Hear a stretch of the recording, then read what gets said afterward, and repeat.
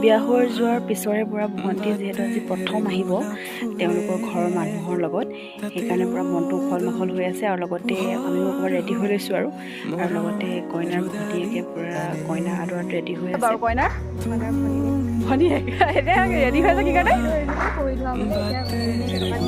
হয় নি? এতিয়া ডিমাণ্ডটো কিমান টকাৰ বাৰু? 1500মান কৰিছিলোঁ। আৰু এইফালে আমি সকলোবোৰ ৰেডি হৈ আছোঁ দৰা আদৰাত। এয়া হৈছে কইনাৰ পেহীয়েক, এয়া হৈছে কইনাৰ মাক। আমি সকলোবোৰ অৱশেষত দেখিছোঁ যে দৰা আহি পাইছেহি আৰু এয়া ভৰি ধোৱাবলৈ ৰেডি কৰিছে আৰু কইনাৰ ভনীয়েকে গামোচা এখন পিন্ধাই দিছে আৰু ভনীয়েকে ইয়াক ভৰি ধুৱাই দিছে সখীয়েকক। দৰা কইনাকো একেলগে অকণমান ভালকৈ দেখুৱাই দিছোঁ, একদম কথা পতাত ব্যস্ত আৰু লগতে তাৰ মাজতে খোৱা বোৱাও চলি আছে। যদি ভাল পালে যদি লাইক কমেণ্ট শ্বেয়াৰ ছাবস্ক্ৰাইব এটা কৰি দিব। আজিলৈ বাই বাই।